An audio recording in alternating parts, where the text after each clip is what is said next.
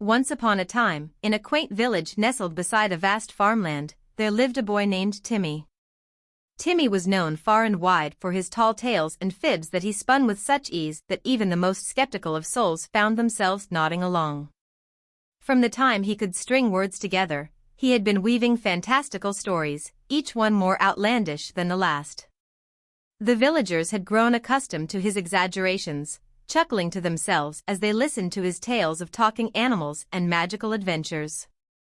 But one day, something peculiar began to unfold. Crows, in numbers never before seen, invaded the farmland, creating a scene eerily reminiscent of Timmy's most imaginative yarns. The crops withered, and the air grew thick with the stench of fear as the villagers stared in disbelief. Little did they know that the boy who had always been the town's laughingstock would soon be the one they turned to for help in a situation so bizarre, it seemed plucked from the very fabric of his lies. Timmy watched the crows from his window, his heart racing as he realized his stories had come to life. The once serene fields were now a cacophony of cawing, a stark contrast to the gentle whispers of the wheat that had been there only days before. His mother called to him, her voice filled with urgency, "Timmy, come quick. Your father needs your help in the fields." With trembling legs, Timmy knew this was his chance to prove himself. He had to save the village from the plague of crows that had descended upon them, a problem so strange that even he had never dared to lie about it. He took a deep breath, trying to calm his nerves, and stepped out of his house to face the feathery nightmare that had become a harsh reality. As he approached the fields, the villagers' eyes fell upon him, a mix of doubt and hope in their gazes.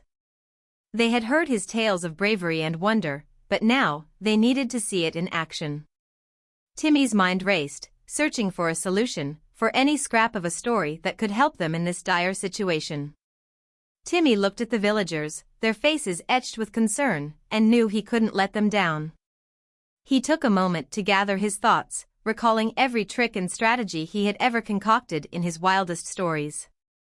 Then, a glimmer of an idea began to form.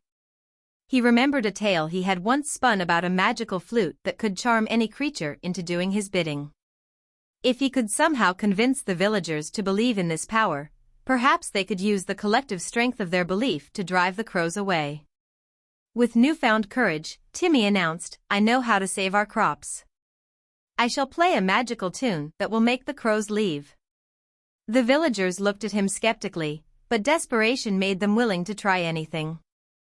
Timmy rushed to the village square and grabbed a simple wooden flute from the local musician's shop. He took a deep breath and began to play, the notes echoing through the streets and into the heart of the crow-infested farmland.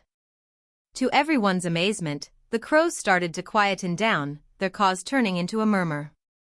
The villagers held their breath, watching as the birds began to rise into the sky, moving as if they were under a spell. Timmy played on, his cheeks red and eyes gleaming with hope. The crows grew distant, until they were nothing but a dark speck against the horizon. The villagers erupted into cheers, hugging one another and praising Timmy's bravery and ingenuity. From that day forward, Timmy's stories were not met with laughter, but with awe, for they had seen with their own eyes that even the most far-fetched of his lies could hold a grain of truth when faced with the power of belief.